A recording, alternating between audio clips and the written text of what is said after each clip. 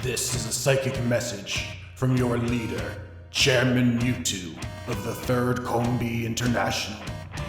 A Spectrier is haunting Kanto, the specter of revolution. The history of all hitherto existing society is the history of class struggles. The Mewtwoists disdain to conceal their views and aims. They openly declare that their ends can only be attained by the forcible overthrow of all existing social conditions. Let the ruling classes tremble at a pocket monster revolution. The Pokémon have nothing to lose but their Pokéballs. They have a world to win.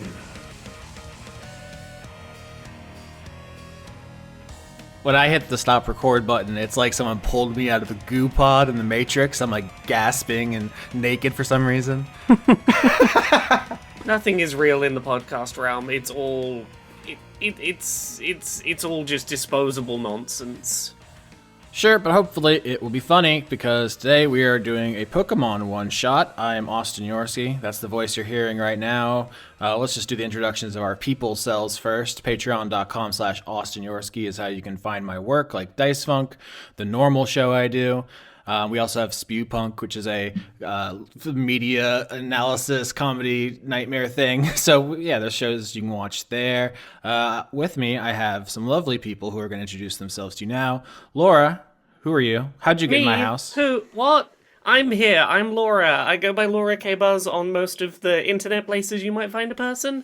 I'm on most of Dice Funk from season 3 onwards. And I do accessibility-focused video game reviews over on YouTube.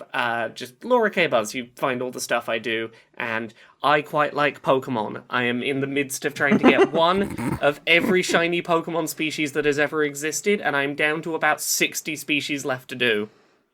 Yeah, you were the first one I consulted for this. I was like, I'm a Pokemon freak. I've played all the games, even the weird spin-offs and stuff. But Laura, I look up to you. You're on Mount Olympus, and I'm groveling at the dirt at the bottom compared to you. So you have to be here. It's not real. I have decided that for some reason Pokemon is the thing that I'm going to dedicate far too much of my life to. I just want those differently colored little friends. All right, Jane, Conrad, are you here? Who's here? Am I here? I don't know. I guess I am, probably. Yes, hello, it's me. It's Jane. Occasionally Austin forgets not to invite me back, and I get invited back. Ha ha! You can find me at patreon.com/stonedmonkeyradio. I design t-shirts and make music and occasionally write things and podcast with Laura, talking about video games and TV and being very silly about how awful the Tories are. You're going to be able to do something about the Pokemon equivalent of the Tories in a minute when we're done introducing ourselves. Then I guess I'm supposed to introduce myself. I'm Conrad Zimmerman. I was on seasons 5 through 7 of the regular Dice Funk podcast, and I'm like a games critic and general malcontent, I guess is the word. But I'm on Podquisition, and I do a few other podcasts. Boston's Favorite Son is of note. Let's Talk About Snacks with Dice Funk alum Lauren Morgan. You can find everything that I do at conradzimmerman.com, I think. That sounds right. And I make merch at mercenarycreative.com. Weird shit. Just weird shit. It's not like... Just weird shit. Okay. Well, that's all of us. We're going to be playing Pokemon tabletop games today. What tabletop game, you might be asking? That's a great question. Many people have set out to make some kind of simulation experience over the years. If you Google, you'll find dozens. None of them are quite fit for my purpose, which is an interesting task. We've done a Pokemon one-shot before, and I kind of did like a custom system. It worked okay, but I was thinking I want to do less modeling of combat because we're all, literally millions of battles deep, right? Like that, statistically, Laura, you alone must have done like tens of millions of Pokemon battles. You've had that experience. I've certainly done a flamethrower or two in my time.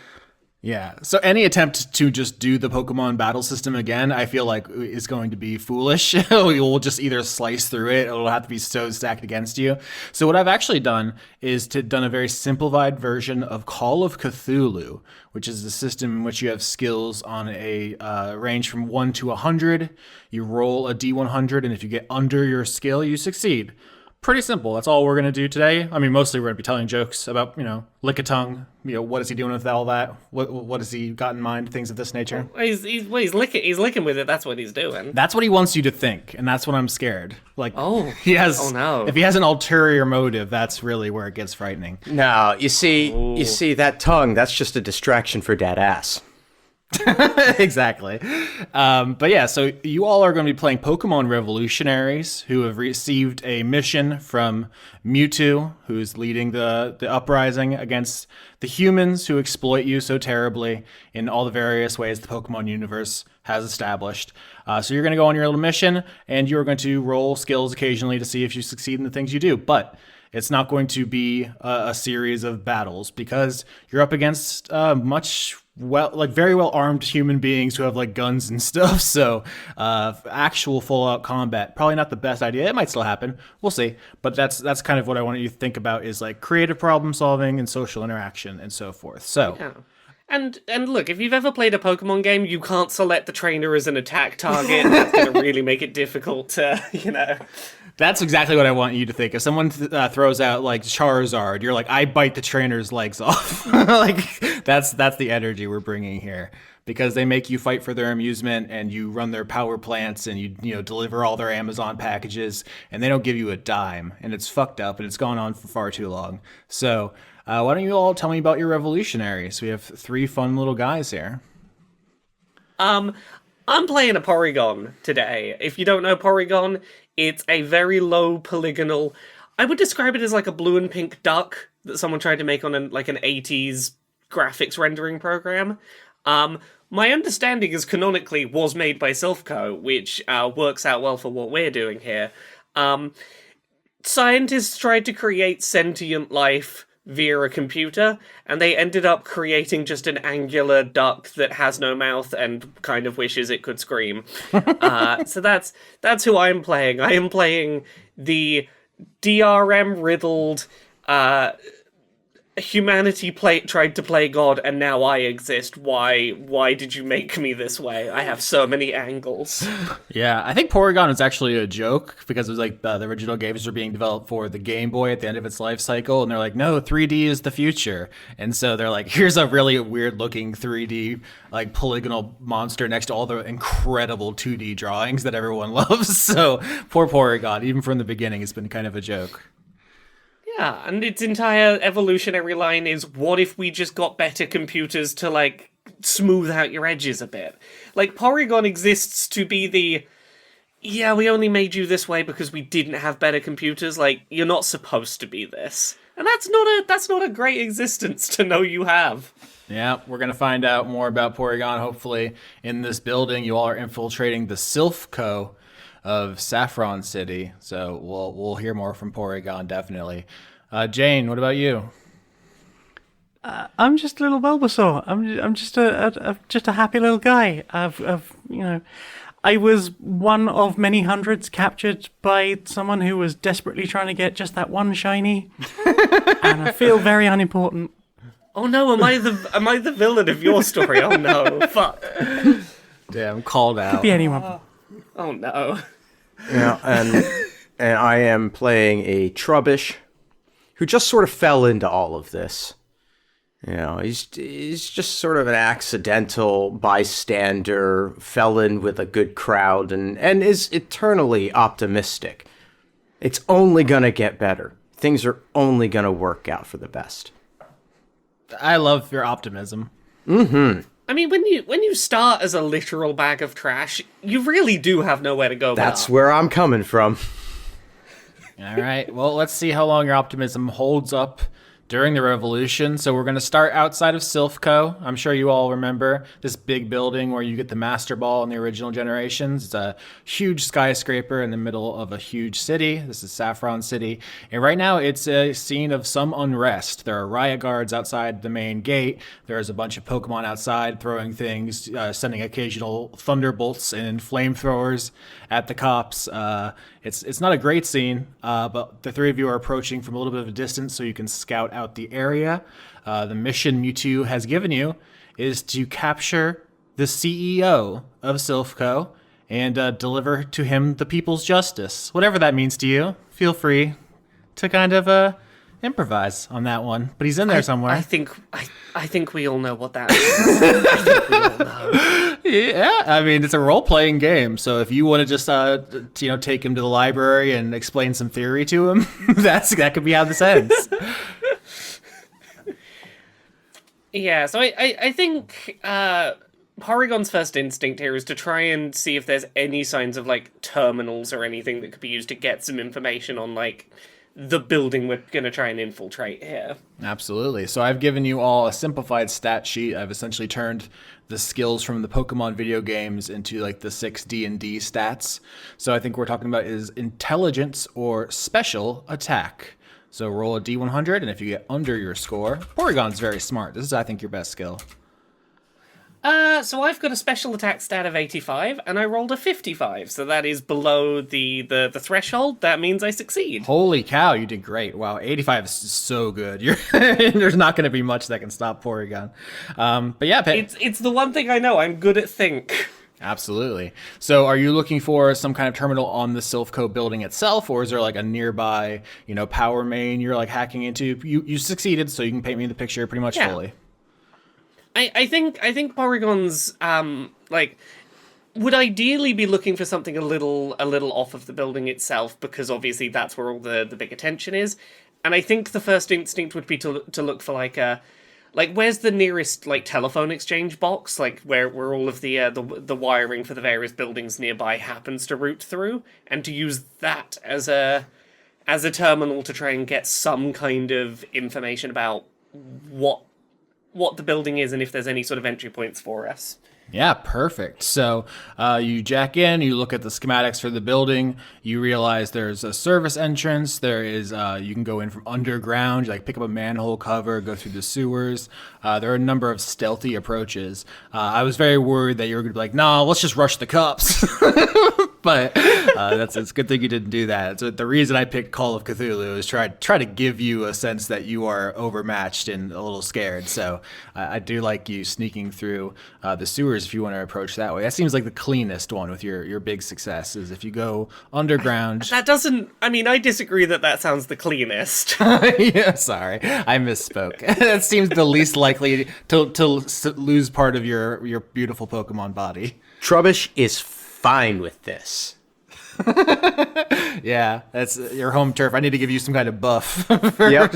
Yeah, I get advantage on all my rolls now in the sewers. Perfect.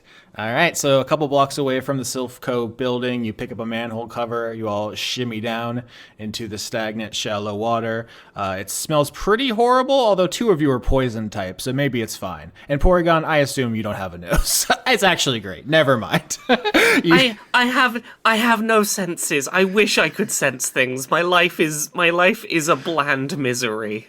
Oh, do you say that out loud to the other ones, or are you just like, yeah, every moment is suffering? Look, I wish I could... This smell is probably terrible, but a smell it still is. If I'm honest, it's not that bad. It's not that bad. You should see me when I get nervous. That's a smell. This is just a sewer. This is just fine. It kind of reminds me of manure and a grow bag. Oh, I had a grow bag once. I wasn't expecting Bulbasaur to be quite like that, but that's interesting. All right. Just a little guy. Just a little guy. All right, so you all are kind of trudging through the shallow waters. You're approaching the ladder that will lead you into the bottom of Silph Co here, but you see a large moving pile of filth that could only be a muck. Big poison Pokemon, fully evolved. All of you are the lowest possible of your evolutionary chain, so it gives you some pause to see a large muck here, kind of maybe guarding the ladder, but at least hanging out around the bottom. Oh, this is not my area of expertise. I am far too bright and colorful. Help. He's just chilling. Yeah, I've given you kind of enough to choose your approach. You're not close enough that you're spotted necessarily, but it just seems like he's hanging out. If you want to just walk up, maybe something will happen. But I'm gonna see. Charby's just gonna see if he can get a vibe off of him. Would that be a? Oh God, I've forgotten how to use Roll20. There we go. Yeah.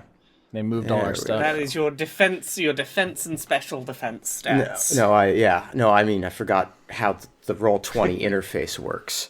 I couldn't remember how to roll a die. But I've done it now, and I needed 62, and I got a 15. Yeah, not only do you succeed, but that's less than half. So this is actually the equivalent of a crit in this system. Ooh. So I'm going to say this muck doesn't appear to be officially a guard. He just seems to be a bully as you approach. He's just going to try to, to see if you have any poffins, Pokemon food essentially, or something else to shake you down. But with a success of this magnitude, I think also because you're in the sewer, so I could, this is like your advantage, as you said, as a trubbish. I think you can get the upper hand and kind of just smooth talk your way through this, or however you want to charismatically approach it. But you did really well. So, it's not a bad sewer. I mean, it's not insert name of Pokemon City here, but Yeah, I've been to Celadon. Now that's a sewer. Maron, you don't believe the garbage there. the things people just toss down there. It's amazing. Absolutely amazing. And the logs. I don't know what they're eating there, but it's good. I see you're a Pokemon of taste, class. It's so rare to see in the sewers these days. Well, things are all sorts of crazy in the city these days. It used to be that you could walk around a sewer at night and feel safe, and not so much these days. Nowadays, you never know who you're going to come across. You seem like a good guy. Do you work out? Yeah, I grind my levels every once in a while, Rattata comes through. He's easy pickings. Oh, yeah. Staying off those rare candies. I was going to say, because I'm looking for a gym, but, nobody likes to let a trubbish in, you know what I'm saying? These bigoted bastards. It's about time we gave them what for. Exactly. A sludge bomb right in the old kisser, you know what I'm saying? That's what I'm talking about. It's like, it's like these assholes right above us, right? These are the motherfuckers that built that Master Ball? Yeah, but, when they do animal testing up there on us and, some of the Jigglypuffs pass away, they throw the corpse down into the old sewer to get rid of the evidence. And, that's dinner time for me, so I got a soft spot for them. Oh, yeah, sure.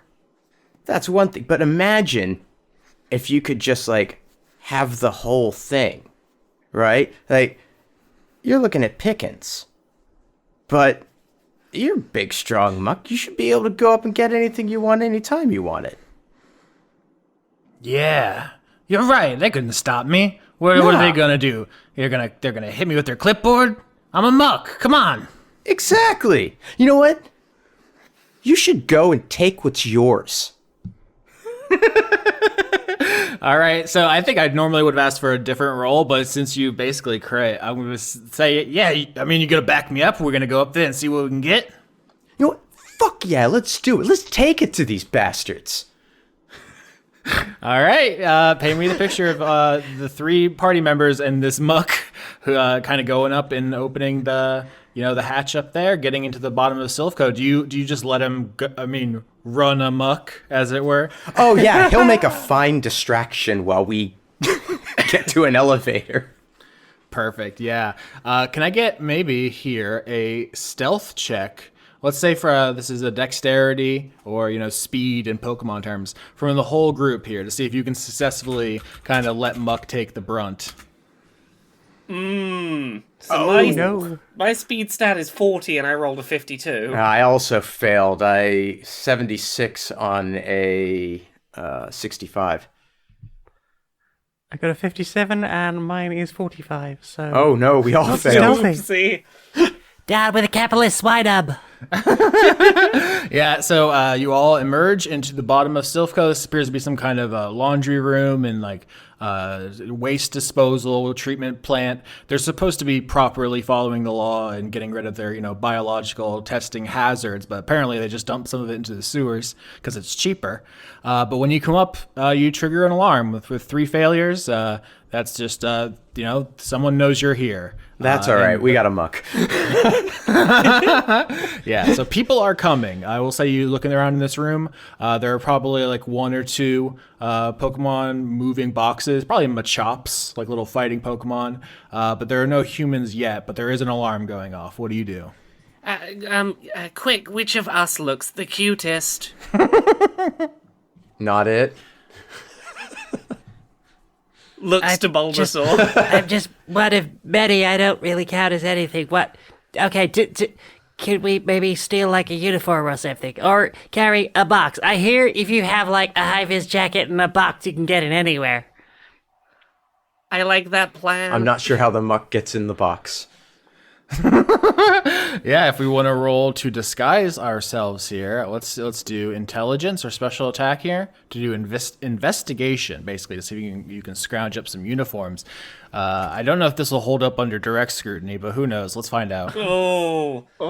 I got 91 on an 85. I got 97 on a 65. Oh no! I got 54 on a 40. All right. Oh, 3 failures Austin, again. help. Yeah, this is kind of what I was excited about, is doing the kind of Call of Cthulhu thing, which is the question isn't whether you eventually get found and attacked. It's just like, how bad is it when that happens? So you find some high-vis jackets and some clipboards, and you think you're well disguised. And then 2 human security guards open the door, have flashlight in one hand, baton in the other, like, hey, what's going on in here? And they just see a Bulbasaur wearing a jacket and a Trubbish with a clipboard. And specifically, these are like Machoke's or Machamp size jackets, so they're just sort of dwarfing us. Yeah, absolutely. Yeah. Hey, that Trubbish isn't supposed to be here. They're going to just come try to hit you with batons. So here's how we're going to do combat briefly, which is everyone's going to roll defense to see if you get hit as they try to descend on you. Oh, 94 I got a 60 on a 70. I got a 67 on a 62. That looks like 3 failures again. That's not good. So here's the way this works: is you all have a health score, your HP, your constitution. You're going to minus that by the number I give you here. And basically there's different levels of harm. I'm going to roll a D4 because they just have batons. But as the defenses get stronger, that dice will increase to basically, once, they call in like the SWAT or something, and they're just going to have AR-15s. And that, you don't want to be in that situation. I Look at be that. in this situation. Okay, so we lost 1 HP. That is the lowest possible roll. Yeah, there's no Okay. no modifier there, so y'all take 1. And now essentially our constitution rolls are more difficult. Oh. Yeah, so you all get bonked, but then the muck jumps in and starts running over these guys, and he's like, "Where are you keeping the Jigglypuffs? I know you got them," and is tussling with them. So because you brought this guy with you, you now have an opportunity here to abandon Muck to these guards if you would like to do so. I think Muck's got this. Think Muck's got this? Seems very capable, I'll be honest, yeah. Are there key cards around? Ooh, that's interesting. Let's do defense or wisdom here as a kind of survival roll to see where you're going and if you can navigate. In the background, Muck's like, "Come on, guys, back me up." I rolled a 1. Perfect. I rolled a 44 on a 70. 43. Finally. Now 1 is less than half, by the way. Yeah. Some would say by a significant margin. Yeah, a one is beyond a crit. That is you're the DM for a minute here, Conrad. What does right. Trubbish do? Okay. Garbage. There's probably a can on a cart of some kind, right? Sure. Yeah. All right. Yeah. So we're gonna run up behind one of those, push it into the humans to knock them clear of the door so we can get out. Yeah, I assume you pick up their key cards or whatever. With this one, you just whatever you need to do. Yeah, and grab a key card while they're knocked over and make our way out of this room and see what horrid hallway we wind up in. And the nice thing about Silph Co in the games is you find one key card and it just opens basically every single thank fucking Christ. door in the building. Single key card, just every door is like, yep, cool, you're in. That's very secure. They've done a lot of remodeling in the 30-year since. There's a lot fewer warp pads, which is always a detail. It's like, wait, they have teleportation technology in this universe? Weird. Yeah, just hanging out in random corridors. You accidentally walk down the wrong corridor and now you're 3 floors up. Yeah, I believe there's a Team Rocket had something to do with them being random at the time. It's been a while since I played them, but yeah, fewer of those. You know what? Actually, it might be fun if there's still a warp pad or two. I will say, here you go out into the hallway. There's still some alarms blaring in the distance. You see there is a staircase, a stairwell. There's an elevator, and then there's just an inexplicable warp pad by the vending machine. I kind of want to know. This is a bad idea, but I kind of want to know. Well, I mean, you're the one with the capability of checking a terminal. Maybe we can find out where it goes. That would be... Porygon pauses. Far too sensible. Porygon floats onto the pad. Okay. All right. Because I'll be dead in the next 45 minutes, so why the hell not? All right, everyone roll Constitution, which is your HP stat, to see if you can hold on to your lunch as you are pulled through time and space. Yeah, that didn't happen. I passed the HP check. I am going to lose my lunch. I like to imagine the warp pad did the thing where I just started spinning around before it went off and I just spit seeds out. Yeah, so only Like a zip gun. only Porygon comes through lunch intact. My lack of a mouth or stomach has come in handy on this day. I mean, I feel so good. I'd say that's a mess, but nope. It's just Tuesday. Yep.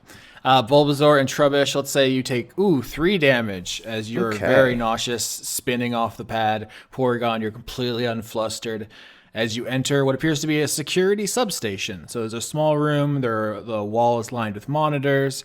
There's a bunch of filing cabinets with like special documents in there for you to peruse. But this room appears to be locked and secure. I'm sorry, I forgot about your biological functions. That's okay, so does everybody else. Say, are there any screens you could, work on or do your technical thing? Trubbish is just swiping the key card fruitlessly over and over again. I think you could probably unlock the door here with the key card, and you'll see it just opens into another hallway. But yeah, so you could just leave if you want to. But there's also the monitors and the papers and stuff in here. I could try that. Do you wish to try the filing cabinets? Sure thing. And Bulbasaur's just gonna go full vines out, just rifling through all the filing cabinets, occasionally just dragging something towards them and checking through. Yeah, let's get intelligence or special attack to investigate. Yay! So that's 10 out of 65. Holy shoot! It's very hills and valleys here. Yeah, we're having extremes today. All right, Bulbasaur, I think you can start pulling personnel files, and you see that there is a security guard who has specifically the key to unlock the CEO's room. So you need to find this one guy specifically. You see he has a Pokemon assigned to his security. It is a Forretress, which is a bug steel, like an impenetrable pine cone creature, basically the ultimate security. I guess Shuckle would be the ultimate security statistically, but one of the hardest nuts to crack. And you can kind of track this guy on the monitors, but you need to specifically find this person to achieve your goal of bringing the people's justice to the CEO of Silph Co. You've reminded me that Shuckle exists, and the only thing anyone who doesn't know Shuckle needs to know about Shuckle is it's a Pokemon that you put berries in and juice comes out of it. It's a juicing machine turtle. The only thing you need to know is you don't fuckle with Shuckle. That's Don't my fuck with motto. Shuckle. Something don't you need. fuck with Shuckle. Something you need to know about me. You put enough juice in me. You put enough berries in me, juice comes out. Yeah, it's a pretty universal experience. Right? Yeah.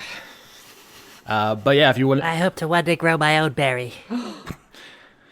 but if you want to, hunt this guy down, you can see where he is. You got to go down this hallway and either to the elevator or the stairwell here. But you can see that there are patrolling guards. So if you're gonna sneak past, that is going to be your speed or dexterity skill. I got a 72 on a 65, so that's a no-go for me, too. 52 out of 45. Ooh. Oh, boy. Triple fail. We are not stealthy. Triple fail. So you leave this security room, you're going down the hallway, you wait for one guard to pass, and you all try to continue, but there's another guard down the other hallway you didn't see, and now we're in a chase scene. The question is, do you run to the stairwell or the elevator as you hear the unmistakable pops of a 9mm pistol behind you? Well, stairwell seems like the smarter bet, because they'll be able to see immediately which way we go in an elevator. Unless I can successfully hack the elevator and mislead them on direction, but that is a gamble. We might also have to wait for the elevator. But I don't know. Bulbasaur, how will your legs handle the stairs? You are quite small. I could use my vines to like pull myself up more quickly. I could maybe even go up the whole center like as fast as possible. That sounds like a plan. I'm stretchy. Stairs! All right, let's get an attack roll, which is essentially athletics. So this is your strength.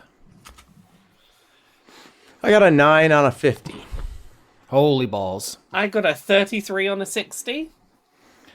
I got a 59 out of 49. All right, only Bulbasaur fails. So I think everyone starts going up the stairs. You're using your vines, and the chasing guard shoots one of your vines, and you fall down a little bit. You take 3 damage, but you're able to pull yourself up because 2 of the 3 party members passed, so the group passes. Paint me this picture, especially with that incredible roll, Conrad, of you all escaping on the stairwell. Is there any strategies or tricks you use to lose this guy? Oh, okay, yeah. So still a little nauseous from the warp tile. Trubbish stops and pauses for a second at the first step, and then just vomits all over. How did I not see this coming? Just completely like Kevin in Home Alone on the front steps of his house. I mean, just coats him. And then bounds up the stairs, leaving this just wall of stench behind him. All right. So this guy's coming after. He's letting the dog bark. He's letting it sing, and he slips in your puke, cracks his skull on the steps. So Is that Houndoom literally eating that sick? That's kind of gross. Why do Houndoom always do that? I think Porygon's method of getting up the stairs is, like any industrial building, big winding staircase, it's all sort of concrete walls. There's not great Wi-Fi in here, so they've put a couple of Wi-Fi repeaters in to just get the signal up the staircase.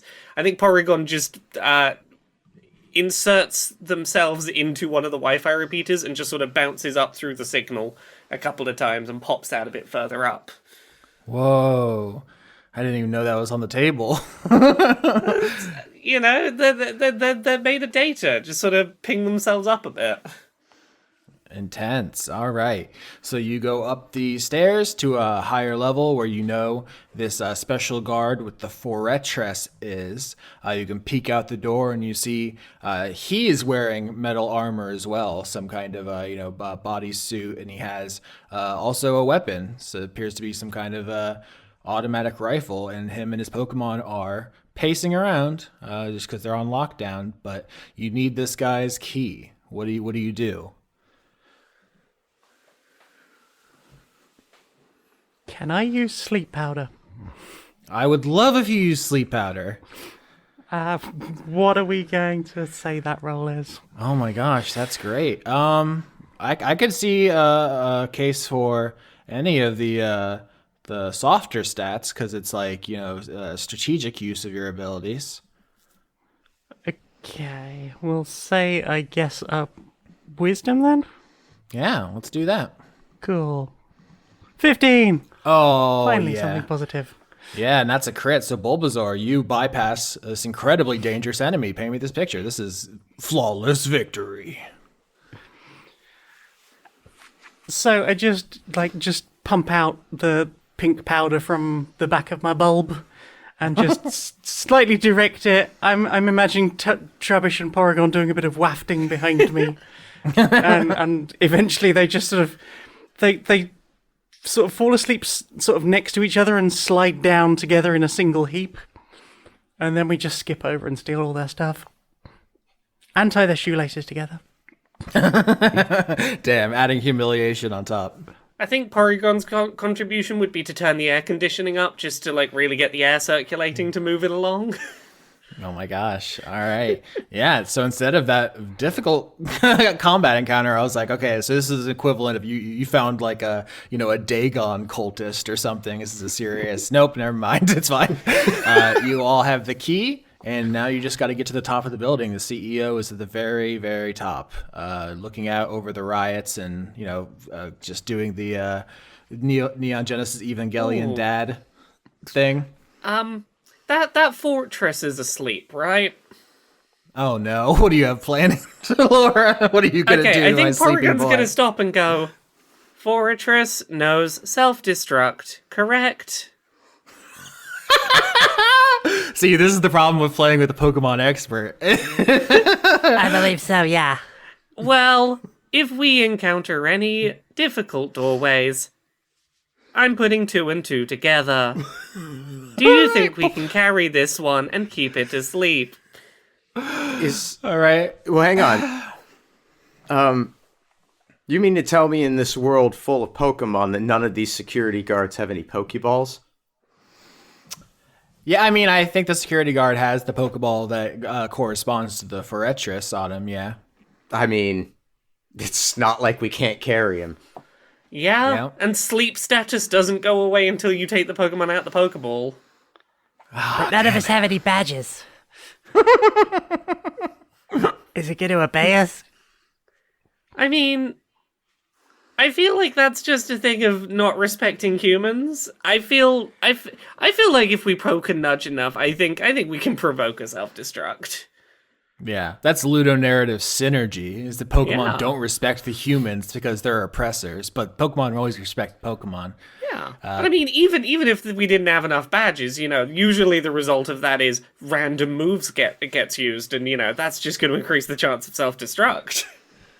Oh my gosh. So yeah, Pokemon class solidarity. The Forretress will self-destruct on your command. I guess Porygon add bomb to your inventory. Because that's where we are as a people now. Look, we gotta think like revolutionaries, and sometimes you see a bomb and realize that might be helpful.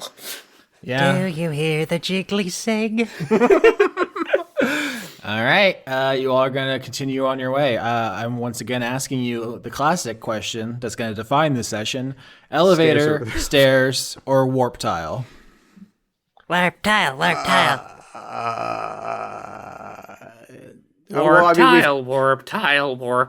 Well, okay. We've done warp tile. We've done stairs. We should do elevator. Then we'll have done all 3. I mean, that is a point, yeah. Fine. Also, fine. if I were the CEO, I would just have an elevator to my office. I wouldn't have stair access to my office that, anyone could get to. And I wouldn't have a warp tile because that's just asking for trouble. All right. Porygon, I believe you discussed earlier wanting to hack the elevator, so give me a special attack roll. Because when you go in, you see the buttons go high, but not to the tippy top. There appears to be some security feature up there. Okay, on an 85 special attack, I rolled an 18. Oh boy, that's a crit. So not only can you get to the highest floor, you can stop the alarm that would have went off if you just tried to go there directly. You just cut that power. And also say you can download the schematics to learn there is an executive elevator. So if you want to go to the CEO's office, you will need to find that. It is not marked on the map, but you know it exists if you want to bypass some things. But let's just say you rocket up past all of the trash mobs, all the normal security to the highest normal floor here. Do do do do do do do do do. Yeah, this is a Mass Effect elevator. You all need to talk while the level loads. So, we didn't really talk about this in advance. Are we on board with killing the CEO?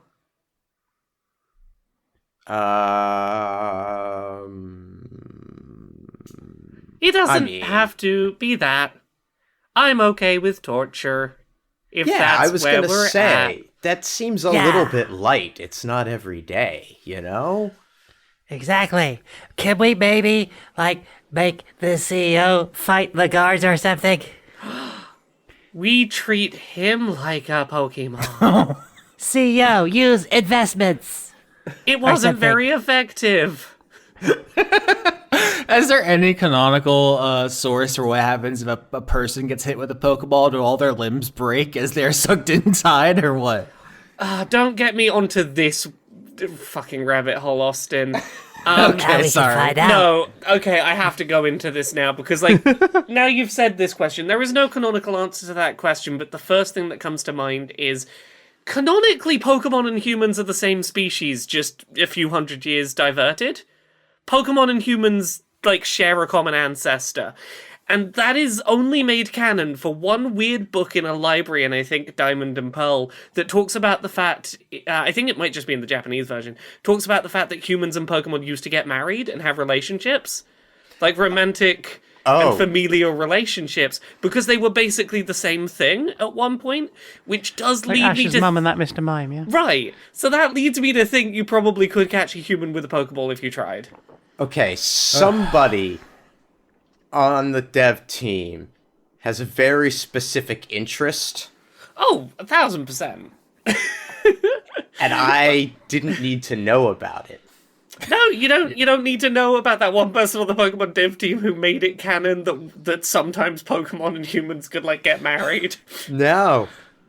Nope. Completely. Well, he you could know have it kept now, that to himself. You know it now, Conrad. You are trapped with that knowledge. Okay. Aren't you glad I didn't decide to play a Gardevoir? Because I considered it. Yeah, I was thinking the same thing. Who designed Gardevoir? It's probably, I guess it's Ken Sugimori designs all of them. They don't let random perverts onto the team. No, they let one random pervert onto the team. Yeah, I'm reading the bit of canon that I'm pulling from here because, whenever I say this, people are like, "You're exaggerating." There were once Pokemon that married people. There were once people who married Pokemon.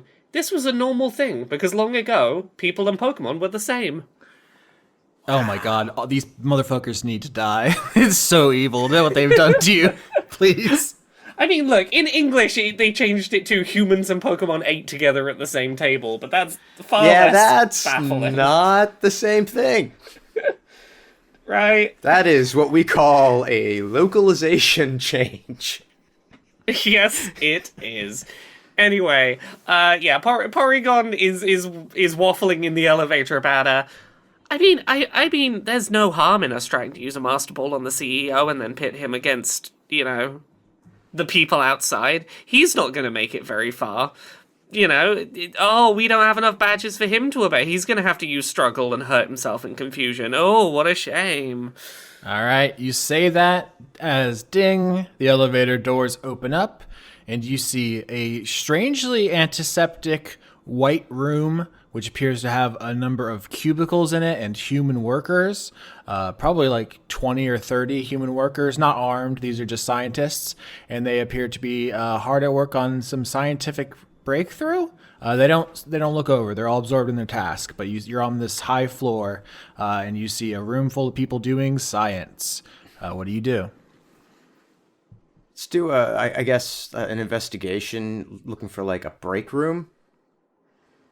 Yeah, let's actually get perception, which is wisdom. Sure. To see if you can see that. 28 on a 62. Oh dear. Yep, you can see across the room there is some sort of break area. There's just one scientist drinking a coffee alone in the break room, so you can sneak over there. I will say with that great of a roll, you also notice something else as you kind of cross around, because you're all pretty short, so you're like going along the cubicles, and no one sees you because you're low to the ground. But you can peek in and you see what the scientists are working on. About 20 or 30 people here are doing quality assurance on Porygon models that have been deconstructed. So there's about a couple dozen headless, armless, tailless Porygon, and the humans are just digging around in their guts. I did not know I had guts. This is a terrible way to learn. Yeah. My siblings, what have they done to you? Hey. I didn't even know you were textured on the inside. Porygon. Apparently, that's where all the polygons went. I don't like the idea that Porygons are ribbed for our pleasure inside. Oh no. Also, I did find an answer for you, Austin, about humans and Pokeballs. Oh no. Okay. In the Sun and Moon Ultra Adventures episode, The Long Vault Home,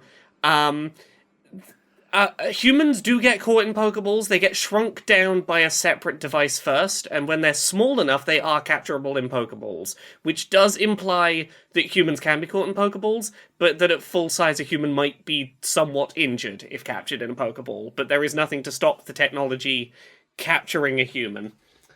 And that does kind of fit with the logic that it's not the Pokeball, funnily enough, that shrinks the Pokemon down. It's Pokemon inherently are able to shrink. Oh my god. And the Pokeball just kind of inherently sets off that process, which is a thing that I know from Pokemon Legends Arceus, I'm suddenly remembering. I know too much about Pokemon. So yeah, if you could wedge a person in the ball can hold the person.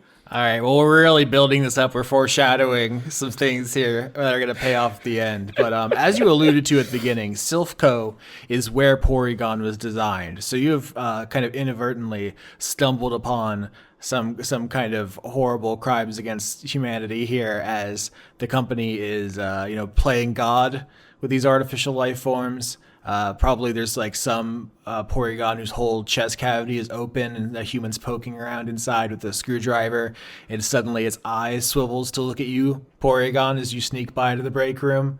You have to live with that now. We're not using sanity scores, but if we were, you would just have lost a lot of sanity there. Yeah, Porygon's gonna look to the other two and go, do you, either of you, think you could create a momentary distraction for me? Absolutely. There's something I need to do. Okay. So, What do you need from us? well, Trubbish was already on his way to the break room. Okay? Yeah, you all arrived there. Yeah, give me 15 seconds. Trubbish is going to sneak over to the microwave oven Okay. and Oh no. and set it for just a few seconds so that it dings. And he's going to release the stench of cooked fish into the room so that it spreads out. We're just doing biological warfare now. All right. So doing a distraction is a classic charisma gambit. So special defense here to see how badly you can just stink up this office. Christ on a cracker. That's a 5 on a 62.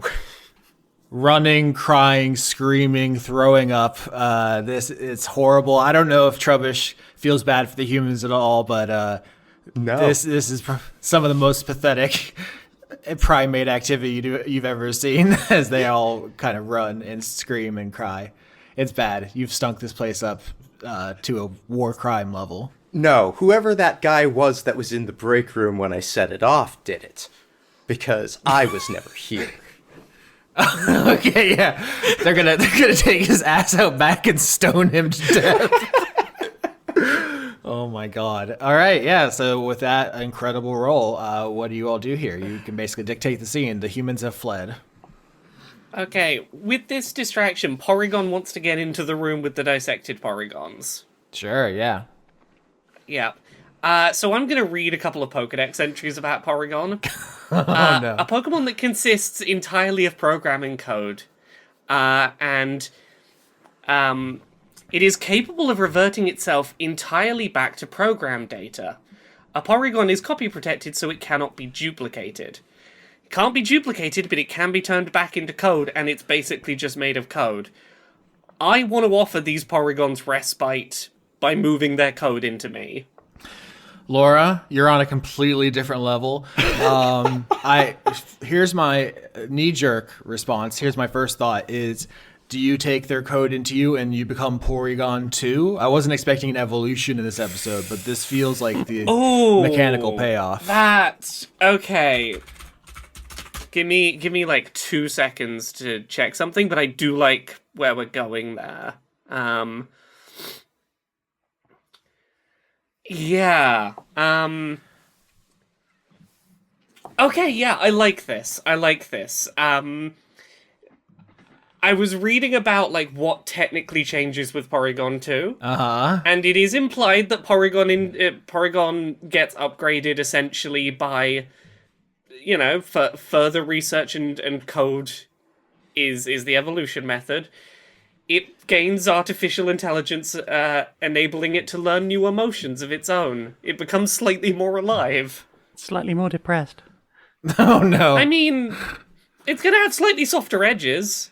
It may exhibit behaviors that it was not programmed for. And I like that idea. So yeah, Porygon is going to start collecting up all these other Porygons going, your body is merely code. But what has been done to your code is unforgivable. Join with me and escape the confines of their creation. And we'll start, assuming the Porygons agree, absorbing the other Porygons. And each time this happens, slightly more of the edges are getting smoothed out, slightly more high definition is being applied, and it's unclear exactly when it happens, but Porygon is now a Porygon 2. Hey, looking smooth. Wow, you've got such a high Porygon count now. Thank you. Oh, my voice goes up and down a little now. Interesting. Laura, I'm going to send you over Porygon 2's stats. The intelligence/special attack is actually over 100, so it wouldn't work for the Call of Cthulhu system. Yeah. So I'm going to set it at 95, which is just like essentially free, but you know, statistically speaking. I mean, Austin, I've rolled a lot of over 95s tonight. All right. But yeah, you're. I wasn't expecting there to be evolution here, so you're. Neither was I, but apparently the opportunity came up and I went for it. Absolutely. All right, you take their code into yourself. In some way, they live on inside you, but you've released them from their torment. The humans have fled. This is a pretty successful floor, I will say, all things considered. There are some doors here. You can look around. I'm not going to make you roll because there's no time pressure. But the key you got from the Phoretrus guy opens a door quite conspicuously and leads you to kind of the upper suites, we'll say, like the top floors of this building that are kind of exclusive for the president and CEO and the board members. Wow, this place is fancy. Too fancy. I don't see any trash anywhere here. What? Hey. I mean, other than you, that's what I'm saying. It's too fancy. Where is the lived-inness? Well, these people aren't living. They won't be when we're dead. I mean, not exactly. So,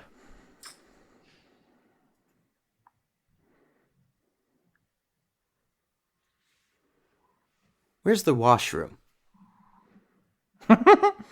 I mean, if you want to go to the bathroom, you're certainly allowed to. I'm surprised. That's a new one. That's a new emotion. I am surprised to hear you say that. But, and Porygon starts, like, sifting through the mental map. Down the corridor, over there. What? I don't shit?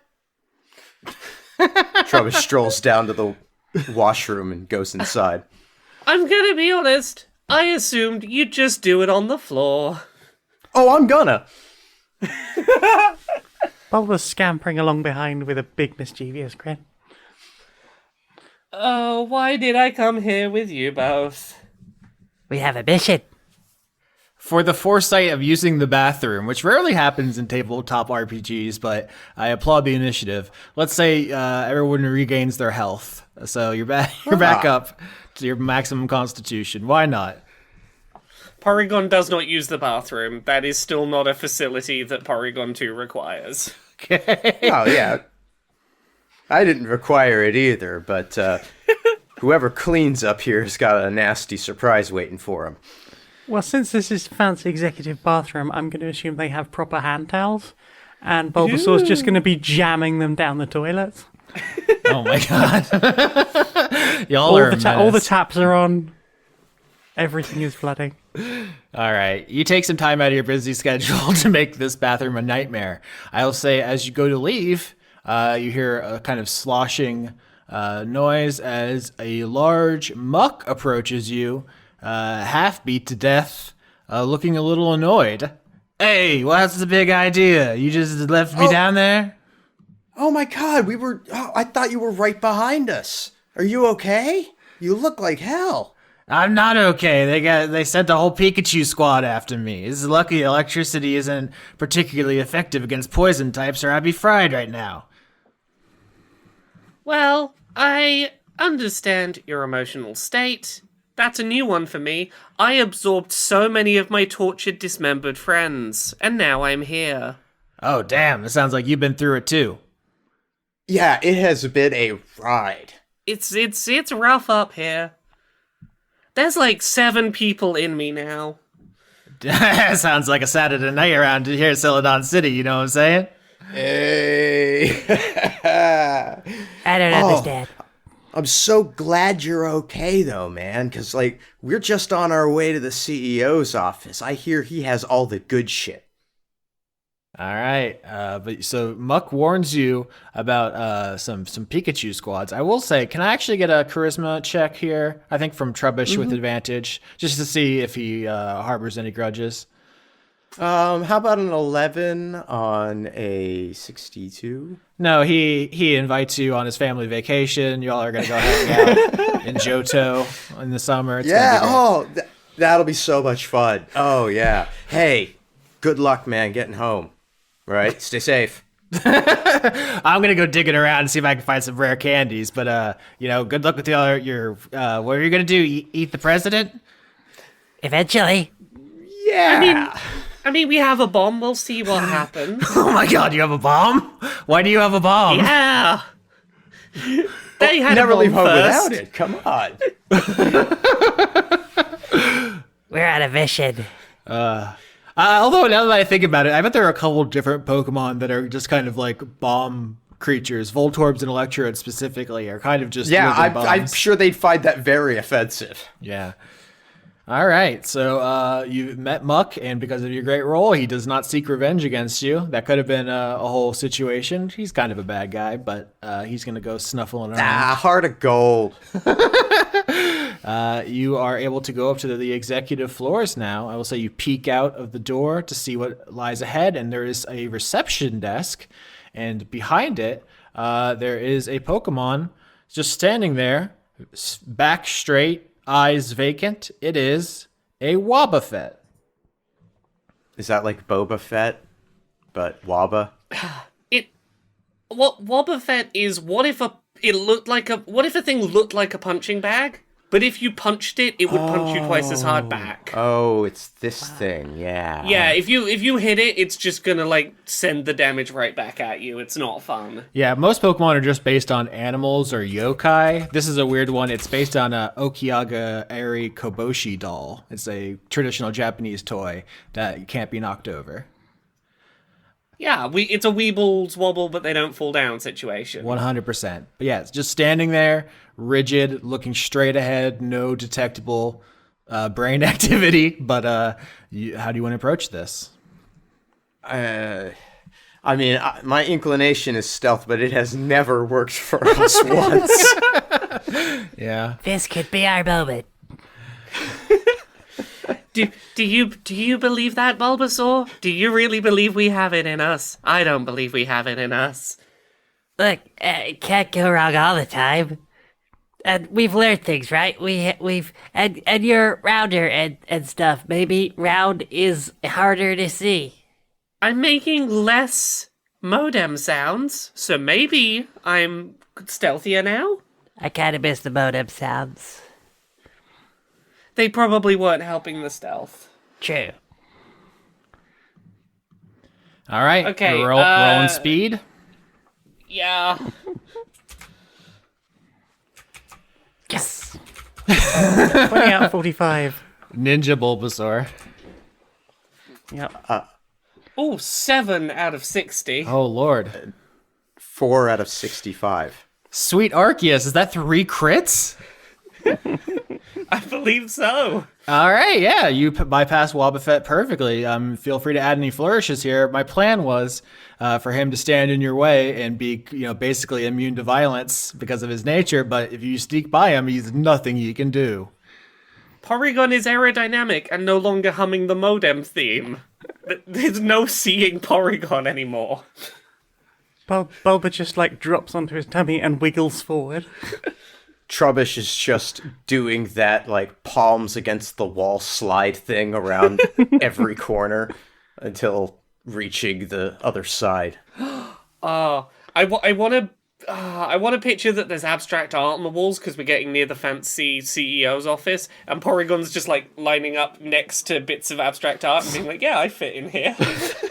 Yeah, as you disappear around the corner, you just hear in the distance just a wob. As poor Wobbuffet is bored and just completely alone. This poor man. Oh, I've just realized Porygon 2's greatest stealth asset for trying to sneak into an executive boardroom. Porygon 2 looks kind of like one of those birds that eternally drinks out the cup. That does the head bobbing. Yeah, the drinky birds. This is so peak expensive. stealth.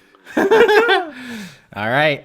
Once you're past the reception desk, you find yourself in an area where there are a bunch of offices kind of partitioned with glass walls. These are the kind of high-level rooms where they do prototyping. This is the secret confidential stuff. Everyone here has to sign NDAs. I will say that you see some troubling technology. You would need to roll to know too much more, but I will say that there's something that appears to be in the works, based on the diagrams. That seems like bad news. You don't know exactly what without a closer look. So is that special attack rolls? Yeah, intelligence to decipher the blueprints. 17. 53. I was just going to stay out of this. Is 53 below your Oh, yes. score for Bulbasaur? Oh, yeah. Oh, yeah. Cool. All right, and with the crit with Porygon, I'll say you are easily able to mentally map what's going on here. It seems that Silph Co is working on something even more powerful than the Master Ball. It seems like it not only never fails to catch a Pokemon, but then they can never disobey you, and it may increase their strength, but it looks like it might be painful. It is a pretty scary looking thing. It has a lot of spikes on it for some reason. It says that it improves the aerodynamics. You're doubtful. It just seems cruel. But they have prototypes of these here, Yeah. is what you're saying. Yeah? That seems like what the high-level scientists are working on, yeah. That seems like a great thing to throw at the CEO, That's honestly. exactly what I was thinking. Also, you've given me a platform to be able to tell you like Pokemon knowledge I know that I don't have any other avenue to talk about. There's now an example in canon of the Master Ball not being perfect at catching things, and it's so stupid because they've thrown away so much of their lore to do this one stupid moment. There's a Pokemon in the second DLC for Scarlet and Violet called Terrapagos, and your rival catches it in a Master Ball, and then it breaks out of the Master Ball. Wow.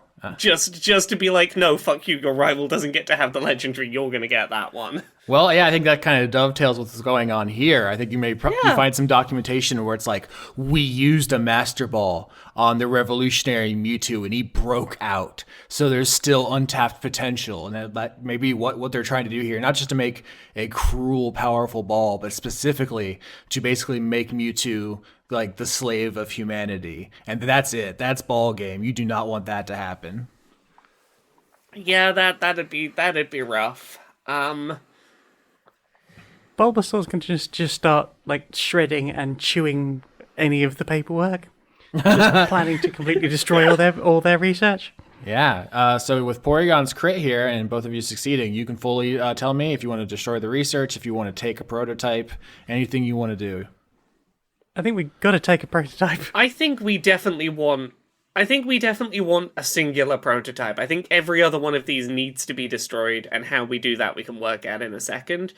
I think from Porygon's side, Porygon 2 would like to send some kind of electrical pulse through the systems on this floor to try and basically just fry the computers. Yeah. For any digital records on this thing, it's not going to stop them working out how to develop it in future, but it's at least going to set them back.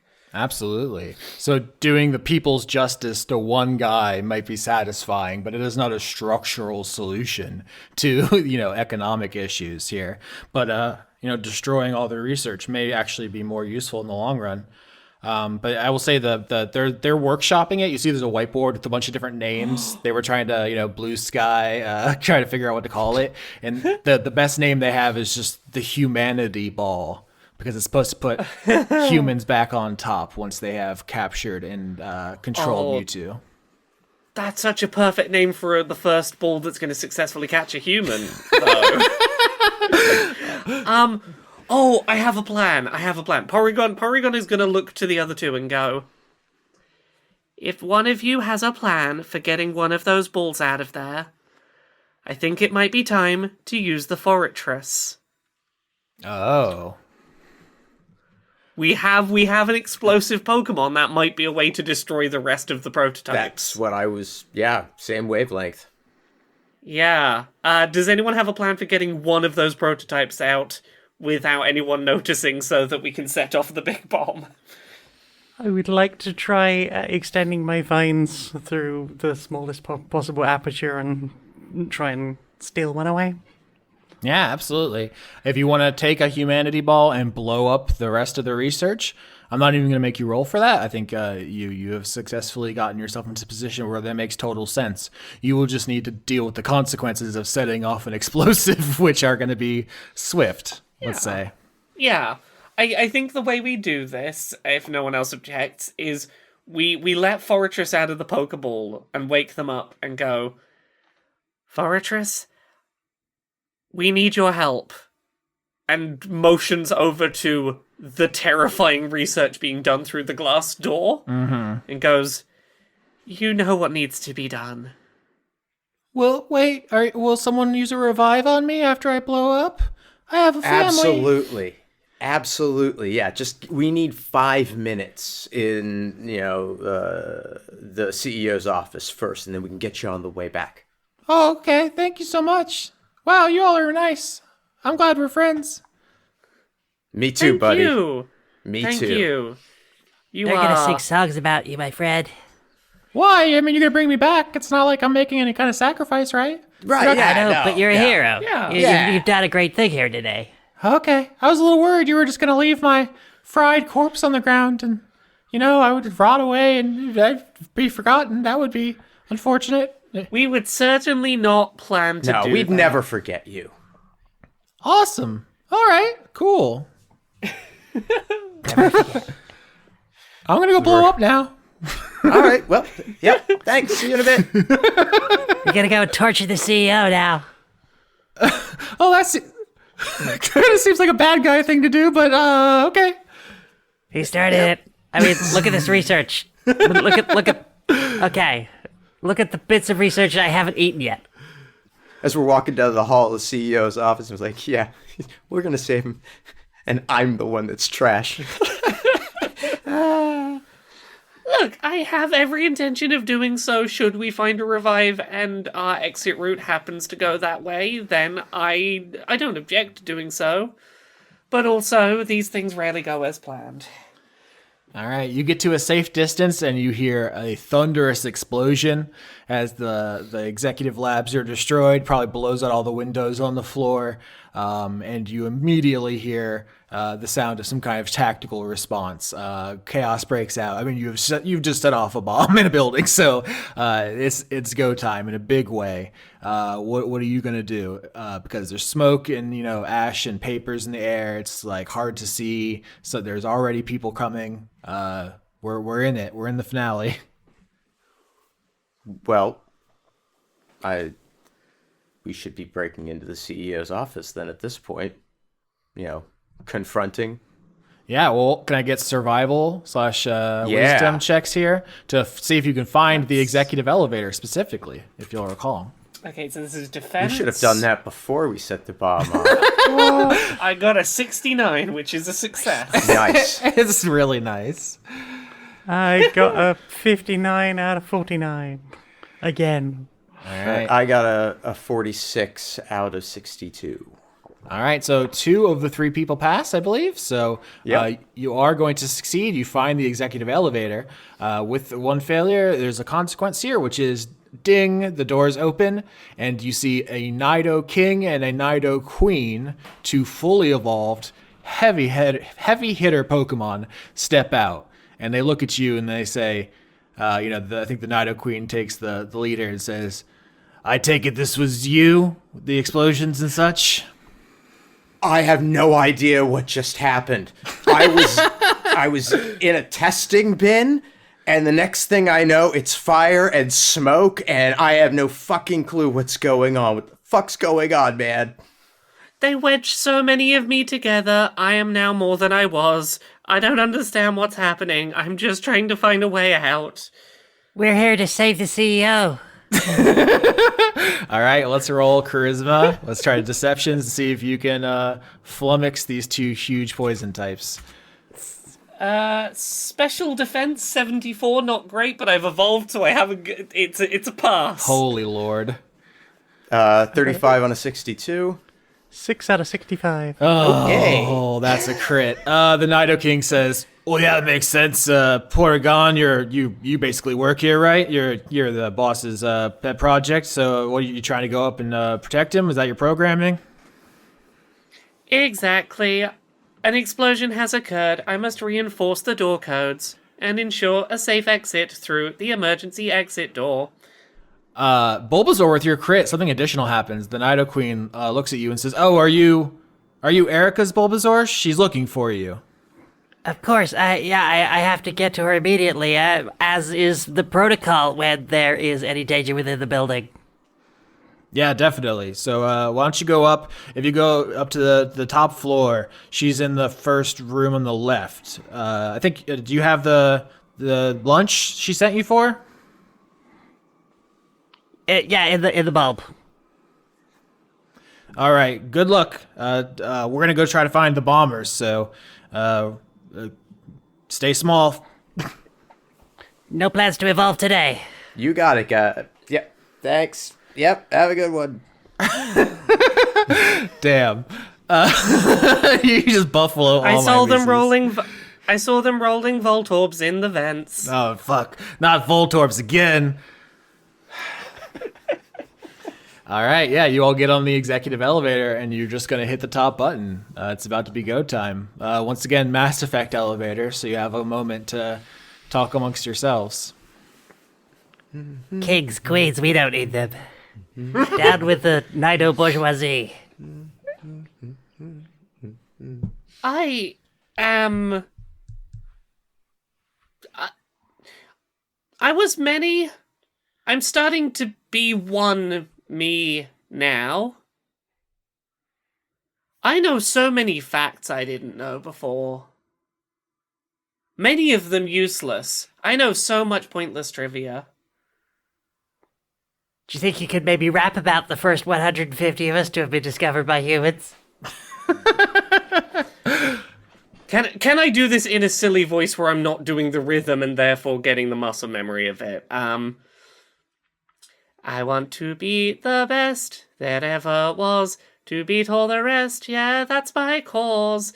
Electro, Diglett, Nidoran, Mankey, Venusaur, Rattata, Firo, Pidgey, Sea King, Jolteon, Dragonite, Ghastly, Ponyta, Vaporeon, Poliwrath, Butterfree. Gotta catch 'em all, gotta catch 'em all.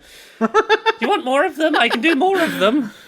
I think we all agree that's the I've got best a little part. bit I've got a little bit British as I've started to do that more than robot. Venomoth, Poliwag, Nidorina, Golduck, Ivysaur, Grimer, Victreebel, Moltres, Nidoking, Farfetch'd, Abra, Jigglypuff, Kingler, Rhyhorn, Clefable, Wigglytuff. Yeah, they're in there. All right. At least 150 or more to see. To be a Pokemon Master is their destiny, they claim. Ding! Yeah, ding. The doors open. You see a long hallway. At the far end, there is a executive suite filled with security guys. You see just like a crowd of black-suited, heavily armed men. There is a first door on the left you were directed to, I will say, as well as some other doors. So what do you do? It seems inadvisable to just walk into the CEO's office. There are 10 men with Uzis. First door on the left, you say? That's what they said. Yeah, that seems... let's just go see what's going on in there. Just poke head in. Yeah, you poke your head in and you see a kind of young woman, black hair. She's wearing a red and green kimono. She's kind of sitting drinking tea, and she has a couple of Pokemon with her. There's a Tangela, which is a grass Pokemon kind of made up of vines, a Weeping Bell, which is like a pitcher plant with a big open mouth, and there's a Gloom, which is a purple Pokemon kind of drooling on itself with a bulb on its head, kind of a sour, sickly smell emanating from it. But she's having a little tea party with 3 Pokemon. Oh. Conrad, you sort of implied this before. Can we pretend that you are the bag of lunch Sure. that is being delivered? Because I feel like if she expects a lunch and opens a literal bag of trash, that might be enough to incapacitate her. I mean, I'm mostly Moo Moo milk bottles, but, you know, could work. All right, let's roll charisma to do a deception and just try to hand her a bag of trash. 29 on a 62. All right, that's really good. So you, paint me the picture. That's a crit. So you successfully do what you're trying to do. All right, well, I guess Porygon 2 would probably carry me in. I feel like Bulbasaur would carry you in as supposedly Erica's That's right. Bulbasaur. Yeah. All right. So Trubbish hops on Bulbasaur's back and just goes limp. Try not to look like trash for a minute. Bye-bye. Oh, okay. Trubbish tries to brush at his skin and sort of straighten out some of the lines. But there's no way he's turning into a paper bag. It's just not happening. I mean, he tries to sort of stiffen up upright and hold still. And maybe he can look like one of those bougie boutique-y bags. Yeah, we just need a confidence game off Bulbasaur on this one, I guess.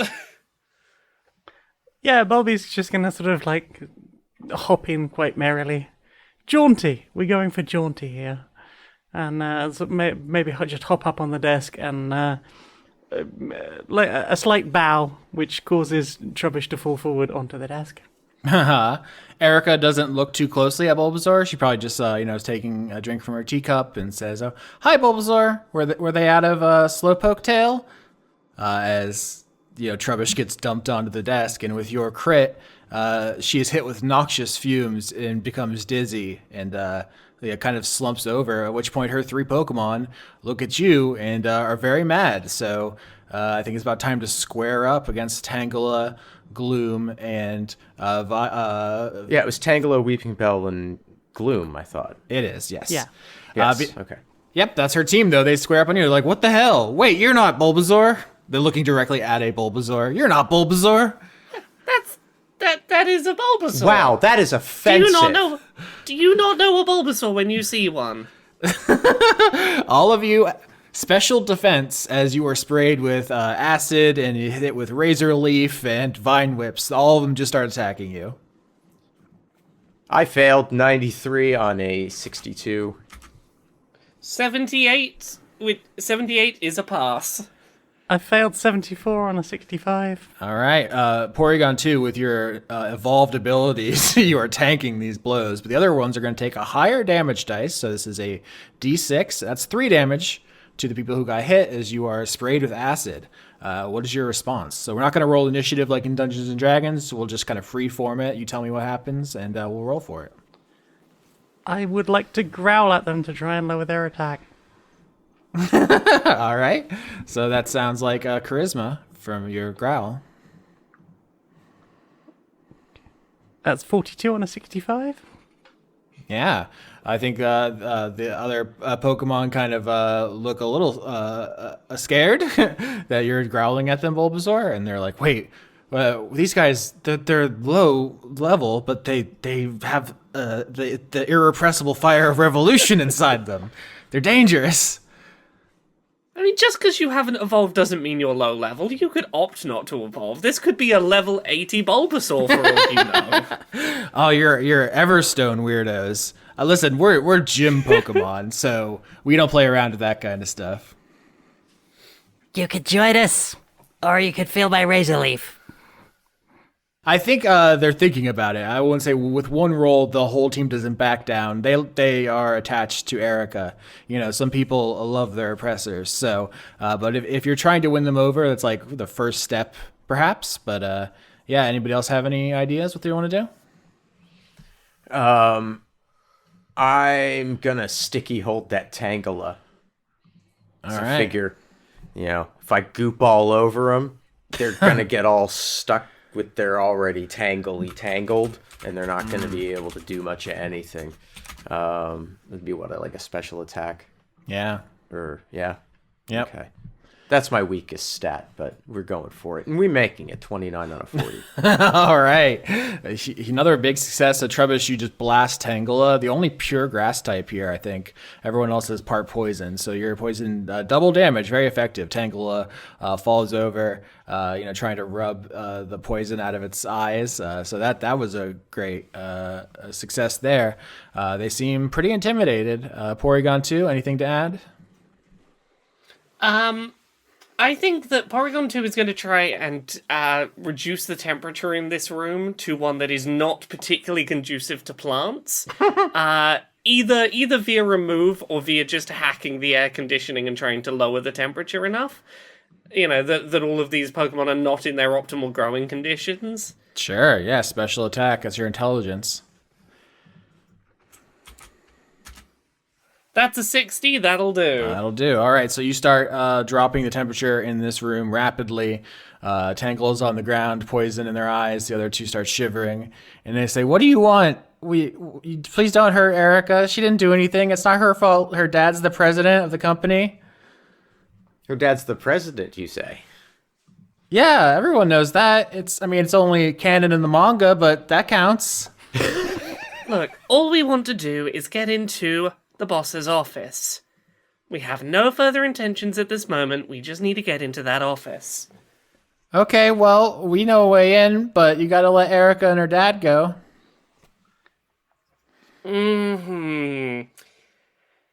Erica, not who we're here for. Can't let the dad go. Not until we've had a few words anyway. Her dad is the president, not The president, the not CEO. the CEO. Oh, not the CEO, sorry. In my head, big person top of company. Yeah, sure. President surely still has to be complicit in the happenings here, Oh, right? 100% totally. Yeah, he's a war criminal. Yeah, absolutely. How about we agree to Erica? We can agree to that much. All right, Porygon, give me a charisma check. Okay. I failed. I got a 96 on a 95 or lower would have worked. To be fair, here I'm trying to convince the people, hey, let your friend's dad get killed. Yep. Yeah. Constitution saving throw as gloom hits the whole party with sleep powder as a response. 37 out of 85. 87 out of 42. 87 or 89 out of 47. So, yeah, that's not good. That's very bad. And in fact, some of those are double your scores, which is a botch. Bulbasaur and Trubbish keel over from the sleep powder. This is karma for what you did to Fortress earlier. You keel over and it's just Porygon against 3 Pokemon. And Tangela stands up, wiping poison with the vines out of their eyes, and they say, "Now it's 3-on-1. You don't feel so tough now, huh?" Okay, no more playing nice. I have a prototype Pokeball here that can capture a human and put them through unimaginable torture. Do you want this thrown at Erica right now? Because that's the alternative if you don't let us get to the boss. Oh, fuck. Sometimes revolution is messy. Yeah, we have every intention to not... We don't intend to use this on Erica or Erica's dad. But if you don't give us what we need, that's gonna be the next step. This is really good. So I already had you roll charisma here. Can I get just strength? This is just kind of, would you do it? Do you seem like you have the courage? 26 on an 80. Oh boy, they believe you. Tangela wraps vines around Erica and says, "We'll just drag her out. We'll get in the elevator. You can do whatever you want. Okay, we're going. Is that okay?" Cool. How do we get into the CEO's office? Okay, there's so if you just walk in the front, they're all gonna shoot you and you're gonna die. But the humans invented this thing. It's called a warp pad, and there's a secret one in Erica's dad's office. It's this further down the hall to the right. You got to use the warp pad. Thank you. I knew the warp pad would be the answer. I was telling these two. See, this is what I keep saying. You don't put the warp pad in your office if you're an evil CEO. It's asking for trouble. If you're a CEO, you get complacent. You think that you are above everyone, and that's why you put the secret warp pad that's there. it just seems like we have to do it on principle now. It was necessary for the revolution at first, but now, I just got to do it because he's dumb. All right, Tangela pulls Erica out of the room. Her Pokemon retreat. I think as they get to the executive elevator, it opens up, and another Bulbasaur with a bunch of takeout held in vines is like, "I brought lunch," and then they all just pile in and hit the button. And as Bulbasaur confusedly tries to figure out what's going on. Is the one that was getting lunch a shiny Bulbasaur, and therefore that's how it was tellable it wasn't the right Bulbasaur? Sure. Erica would probably have a shiny Bulbasaur.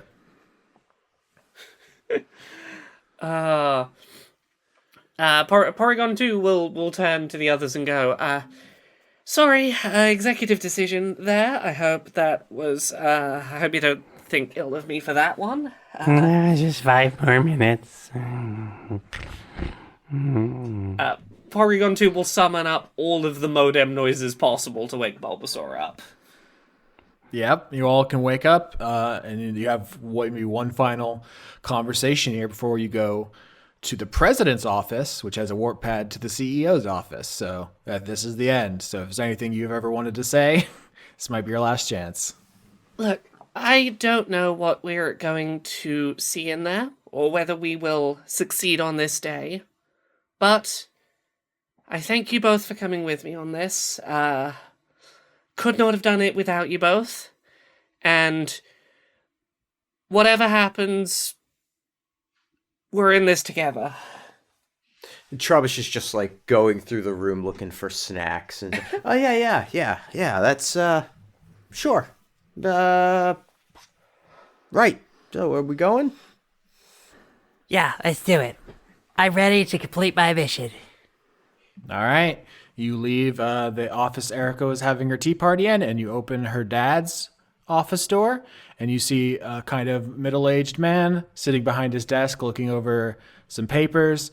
There is notably 2 things in this room that catch your attention. One is a Lucario, a steel fighting type Pokemon, guarding the warp tile, and there is a revive in the liquor cabinet, the kind of the thing you promised to bring for Etris. Hey, it's a revive. We could maybe be less shitty than I thought we were going to be when we first came up this elevator. No, hang on. Hear me out. Okay? Yeah, we get the revive, right? Right. We kill the CEO twice. You are a genius. Do we know if revive works on humans? Laura, I heard humans and Pokemon are the same. Only one way to find out. Yeah, I mean, the Diamond and Pearl in Japan do say Pokemon and humans are the same. It makes sense to me. But the president looks up from his desk and says, "Oh, what is a Porygon doing up here? I thought you were supposed to be in the Q&A department. Are you malfunctioning?" We're here for the demonstration. The demonstration? Whatever do you mean? Bulbasaur, you look different today. Have you done something with your bulb? Erica felt that I could use a different look. And I'm here in case there's a mess. Hello, I am here to upgrade the DRM on the warp pad. It has been highlighted that the warp pad presently it poses a security risk for the CEO. I have been evolved for the purpose of installing greater DRM as I pass through the warp pad. De nouveau. And I'm here in case there's a mess. Lucario looks at all of you very suspiciously, crosses his arms. Sometimes there's a mess, you know what I mean? The president reaches up and like touches an earpiece he has on, because normally humans can't understand every type of Pokemon, and he like bumps it like, "Is this Trubbish? Is this malfunctioning?" He just keeps talking about messes. Why is this stinky little boy here? But I think if you're all trying to trick him, that's charisma to see if you can access the warp pad. That's where all that special defense. 93 success. Thank you, evolution. 89 out of 65. 37 is a success. All right, so you still succeed on that, Laura, with the 93? Yeah, I have a 95. Holy Lord. So becoming... Yeah, Austin, you gave me those stats. I know, I just want to highlight that you evolving into Porygon 2 just saved this, because otherwise... Yeah. Bulbasaur failed, and it would be 2 failures. Well, again, even stats aside, the argument being made is, hey, I look different to Porygon previously. I've been upgraded to upgrade the warp pad. You know, it's consistent logic. Sure. With Bulbasaur's failure, I'm going to give you a choice here. You can access the warp pad and do what you need to do, but if you do that, you will be foregoing the revive you promised for Etris. In order to stay in this interaction and maybe get your hands on that, you'll need to do something else, and you'll probably blow your cover. So this is like a tough choice for you all now. Maybe not. I don't know how you feel about Fortress. Yeah. Is it, though? I mean, you know, don't get me wrong. He's got to work. He's got a family. But did he have to work as security for, like, one of the biggest assholes on the planet? I don't know. I think his family's better off. Oh my God. All right. Whatever you want to do here. Look, we are right at the finish line of revolution, and Sometimes revolution is messy. sometimes revolution is messy. Sometimes you've got you fail to keep a couple of promises to make the greater picture happen. I'll tell you what, if one of us lives, we'll go to Mewtwo and be like, "Hey, Mewtwo, there's this family of, I don't know, shell things, and it'll be fun." Incredible. All right. Yeah, we fuck it. We're going through the warp pad. All right. Yeah, pay me that picture. You successfully do this. Lucario gives you a stink eye the whole time, but will not attack without the president's, command. So you all successfully do this. Yeah, to set up the new DRM, we're going to send you through first, Bulbasaur, as a test protocol, and then I will go through updating the DRM, and then Trubbish will attempt to go through and will fail to go through because of the updated DRM, and that is when we will know that we've succeeded. Right, everyone through? I'm expendable. We all just slowly start walking through the warp pad as if this is entirely what is expected. Yeah. All right. I'm assuming it works. Yeah. So you all. All right. So as Trubbish steps his last step on the warp pad, he leaves behind one barely audible only to the Lucario fart. All right. Constitution saves all of you because the warp pad spins you around and around and around. Yeah, they're the ones that are going to need the Constitution save after that one, let me tell you. Sure. 12. 21. 69, which is not nice. Nope. So I guess only Trubbish takes 4 damage as you feel sick. I mean, both ends of you are, let's say, biologically active right now. And so as you spin into the CEO's room, you probably throw up on his floor a little bit. And you look up and you see a rather severe elderly man sitting, actually standing at the window looking down over the city as, riots and fires break out and there's chaos. He has his hands behind his back. He's, standing as if the town is his. And of course, he is flanked by an Alakazam, an extremely powerful bipedal yellow Pokemon, like long mustache, spoon in each hand, just crackling with psychic power. Fuck, we're gonna need a big plan for this. These things have... I think the canon is that they have like 1 million IQ. And 2/3 of the party are extremely weak to psychic. So this room has big windows in, right? It does have huge skyscraper windows, yeah. Would you say that there is a decent amount of sunlight in this room? That's a strangely phrased question, Jane, but I'm going to say yes.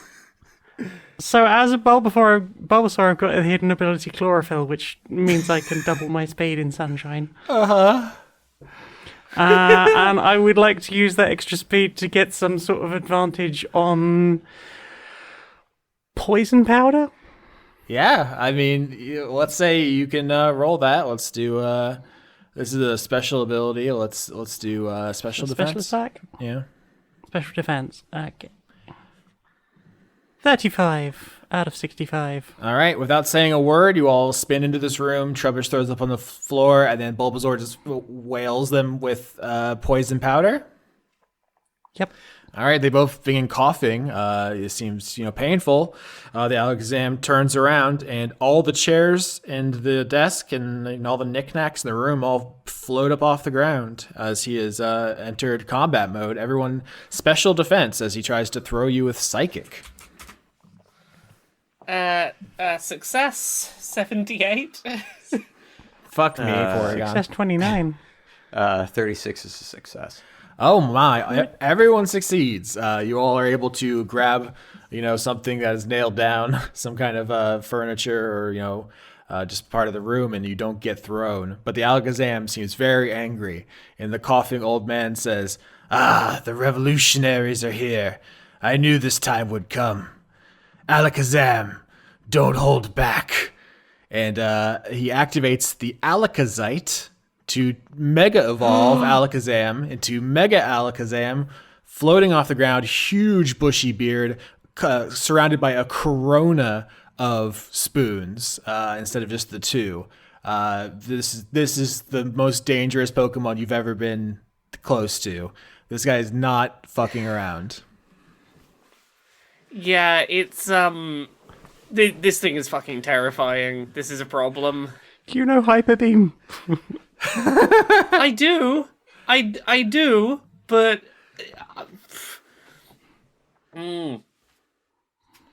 is it time? Is it time? Sure, fuck it.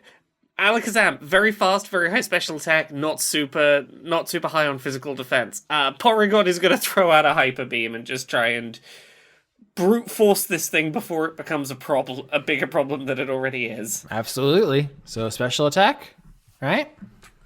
Sure. Let's roll. 47 on a 95. Yeah, that's a crit, right? It's 94. Yep. That's a crit. That's a crit. All right, a huge blast of energy erupts out of Porygon's two snout, hits Alakazam, throws them back into the window, which just barely cracks. It's like very thick plate glass, but that seemed to hurt, but not enough. He's going to wave his hands in the air like you just don't care. Porygon, can I get special defense from you as he tries to hit you with Confuse Ray to hopefully get you to Hyper Beam your friends? That's what he's going for. 75, I succeed. Oh, balls. All right, you're not confused. You have a malware protection. You have an antivirus program. So you were not confused. Trubbish and Bulbasaur. Yeah, can't modify my code. I've got like 7 backup copies from all those little friends I can compare my code to. Yeah. In the mind space, all the Porygons are cheering you on. I'm gonna stench. Trubbish gonna stench. Stench it all up. I forget that there's an attack just called Stench. That's Just not called stench. just called Stench. All right, Yep. is that your attack? Yep, that's my attack. I'm just gonna fill the room with as much stench as possible. But it's not that effective. Not That's that a effective. 76. No. No. It's not very so effective. Okay, so what happens is the CEO runs over to the door and begins unlocking it. You know, on the other side, there's 10 black suited men with submachine guns, and so if he gets out of here, this is going to be a completely different kind of fight. So that consequence of that failure. But that would put him no longer with the Alakazam between him and us. So that's good. Well, anything could happen. Bulbasaur, what are you up to? I want to try and grab the CEO with my vines in the hope that someone else can throw the human's balls at the CEO, and maybe use that to command the Alakazam to stop. All right, roll me your Wish attack me luck. for your vines. 46. All right, is that a success? Yep. All right, you successfully grab the CEO before he opens the door. You hear on the other side people pounding on it, be like, Sir, let us in. Sir, this is a bulletproof door. We can't get to you. You have to let us in. But you grab him up with your vines, and Alakazam is going to try to teleport behind you, Porygon, and begin throwing furniture at you. This is going to be a defense, as basically everything in the whole room that isn't nailed down flies at you. 42, success. Oh my god, Porygon, you're fucking goated. You're a goat. I'm just made of data. I'm nothing but data. You're the go-goat. You can't fight that. Yeah, having not been hit by this, I think Porygon's going to take this as the moment, and is going to attempt to throw the humanity ball at the CEO. Oh my gosh. All right. I think this is just going to be an attack. Or what's that? Actually, it might be dexterity to throw the ball, because you don't have thumbs. I don't have thumbs. You are correct. 23 on dexterity. That is a success. That is a crit success. Doesn't matter. Thumbs are overrated. Pokemon rule. Humans rule. Yeah, pay me this I picture. have curves on me now. I roll the ball off of my curves and just sort of flick it. All right. Well, what are the effects of this horrible creation? Oh, this is too much power for me to wield alone. Get on the ball with this, both friends. What does this terrible thing do? Have you seen Phantasm? Yeah, that's that silvery orb thing called from that? Just the sphere. Oh, just the sphere. Yes, the silver sphere. Yeah. But the way it works is, it's sort of attached in, and then there's a drill that drills in, and then it sort of extracts fluids from. But what if the Pokeball just like honed in on a single point and pulled it in, and they just, because they don't give a shit about the Pokemon, they don't bother to have the hole expand or anything, and so it's just crunching his flesh down as he's pulled into the ball in a very narrow, slow stream, probably starting at his ass. Oh so my that, God. works upward, and the last thing to enter the ball is his screaming mouth. Oh dear. I've just realized something too, which is the humanity ball allows you to control the human unfailingly, and the human has the Pokeball, which can recall the Alakazam. So I think we might be done rolling dice, and you get to tell me how this plays out. I will say, according to the Phantasm Wiki, they are called Sentinels. The Sentinels... Oh, that's right. Yes, Sentinels. Jane, did you have anything to add to this torture ball? No, I think that's fine. I was basically going to go with the, I can't remember which gym leader it was, Season 1 of Pokemon, the Sand Slash that's got the suit thing on that is basically painful and makes it stronger. The sort of the forced training suit. Yeah. Yes, it's not a gym. It's it's the person in the circus tent thing. Yes. Yeah, but no, I think this is probably way worse and or better. Oh no! All right, yeah. Like a butt-based it is literally cerebral ball. episode 8 of Pokemon. I did not realize this was that early. It's the path to the Pokemon League, with AJ and his Sand Slash that he forces into the horrible training suit. Into the water. Yeah, makes it swim. It doesn't want to swim. Makes it fight flying types it's weak against. What a fucking Because it's basically trapped in a BDSM harness. I mean, for that episode alone, humanity needs to go into the toilet. Can you be so cruel to a little Sand Slash? They're so precious. Right. Right, it's like that early Pokemon was just like full of trainers who were like, I'm just gonna do animal abuse on my Pokemon. Yeah. It was rough. They weren't hiding the fact that it's basically just dogfighting. It's back before people had said that out loud and they were like, we don't need to like shy away from that yet. All right, so yeah, paint me the picture. You've won. What's the end of this session look like? Because you control the CEO who controls the Alakazam. You have pretty much operational command now. So what's the epilogue to this? You have succeeded. I think we get the CEO to call off the Alakazam, and then we have the CEO send out a special repeating signal across the airwaves that's just sort of red-blue flicking back and forth. I don't know which episode that was of Pokemon. But... Oh, that's Electric Soldier Porygon. Yeah, that one. The reason Porygon's never been in an episode since. Yeah, there you go. Yeah, you get one little seizure scare, and then Deno Senshi Porygon kills that fucking Pokemon off forever. Yeah. People blame Pikachu. It wasn't Pikachu. Okay, Pikachu electrocuted the Porygon. Pikachu did the attack that initiated the flashing. Okay.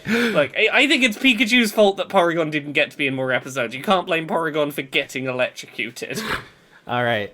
So yeah, you get all the security to stand down with Alakazam's psychic attack, and you all just stroll out. What are you doing with the CEO? What we've foreshadowed such cruelty. How does this look? I think Porygon's only other thing before leaving is going to be to re-enter that lab that had the other Porygons in, and download whatever data they were using to create the Porygons, to work out whether there is yet further path for evolution and surpassing the current state of Porygon 2. I think Porygon 2 leaves with the data that might eventually lead to a Porygon Z. All right, yeah, we're gonna do one shot sometime in the future where there's gonna be a special guest, Porygon Z, who shows up to save the team, and everyone will cheer. And they're like, "We love that Porygon. He's so cool." Your stats are redonkulous. Let me look at Porygon Z's stats. Can you fail a roll? Are any of them below 100? Little man is fucking yoked. 85, 80, 70, 135, 75, 90. So 70 is your lowest. So that's really good. Yeah, defense funnily enough goes down, Oh. but special attack go up. That's because those angles You're can more help spindly. block a blow. Yeah. All right. Is the last image of this Trubbish on a beach in Johto with Muck drinking a little trash, Hell yeah. a trash smoothie or something, like the juice out of the back of a garbage truck? Yeah, that's how I see Trubbish going out. You know, he's not Yeah, this was fun and all, but I gotta get a vacation in. You know, I can't. Gotta recharge. Gotta fill myself up with some trash. Really generate some more stench. You know. Stench. I feel like Bulbasaur's outro is running across some plains and then up to the side of a cliff, and then there's like a wide panning shot of what's left of Saffron City, which is all overgrown with vines, and maybe there's some little baby Bulbies behind.